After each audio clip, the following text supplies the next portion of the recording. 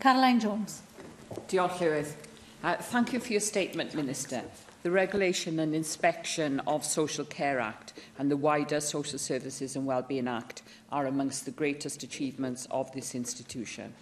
The Risk Act should ensure that appalling abuse exposed by Operation Jasmine can never happen again. We are ensuring that all those who work in the care sector have the necessary skills and training, and ensuring that service providers are fit and proper to undertake that provision.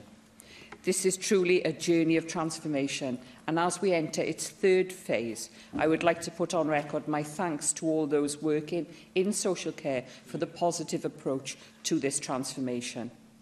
I look forward to working with you, Minister, to deliver all the improvements envisioned by the Act, particularly the market stability provisions.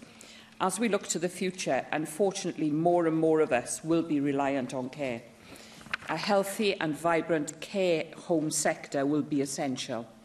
Minister, ahead of the implementation of the market stability provisions, what assessments, if any, have been made of the current state of the care home sector?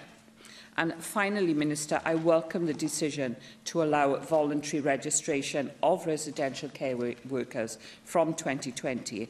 So can you tell us what proportion of the domiciliary care workforce has chosen to voluntarily register? And once again, I thank you for your ongoing work and that of your predecessor, Rebecca Evans, to deliver improvements to social care in Wales, and would like to assure you that you have my support in transforming social care in Wales. Thank you. Diolch yn fawr. Thank you very much. Thank you, Caroline, and thank you as well for the recognition that you made there very clearly of those who work within the sector. Too often you only see the bad headlines when they hit, and we forget about the army of people out there who are doing tremendous work every single day. So thank you for that. And you've reminded us as well how far we've travelled with the backing of this Assembly for a different approach towards how we provide social care and well-being and quality of life outcomes for individuals in Wales, in difficult times as well. But we are changing the whole landscape of how we deliver social care. It's too early, I have to say, as I mentioned to Susie as well, to give any feedback on the voluntary registration for domiciliary care. But I anticipate that sometime in the autumn we'll be able to give an update on how many people are. And I'll come back to the Assembly with that. If I turn to the issue of market stability, the Welsh Government are going to be working with the Care Inspectorate Wales and other stakeholders to develop regulations in terms of market stability and financial oversight of service providers of regulated services, with an intention to implement arrangements from April 2020. Now, we've decided, or I've taken the decision to implement these provisions from April 2020, as this actually coincides with the completion of the re-registration of existing providers under the new system. So this provides a good opportunity, a nice synchronicity there. The nature of the care market may change as well as a result of this process. So, for example, some providers may use this process as part of an opportunity to restructure or to merge their current portfolio of services. So it's probably prudent to allow enough time for these changes to take place and to learn from them.